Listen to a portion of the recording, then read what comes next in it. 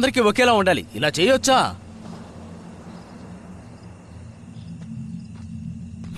Cigarette ఎవరిని అడిగినా ఊరికి ప్రోటోకాల్ అంటున్నారు.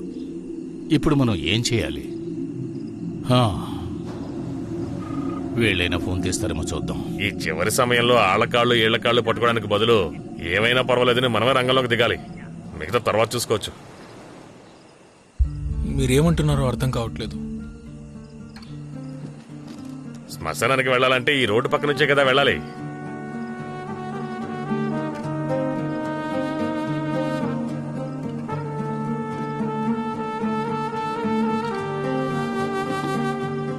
బచ్చో, ఇలా రిస్క్ తీసుకోవద్దు, తర్వాత సమస్యలు వస్తాయి.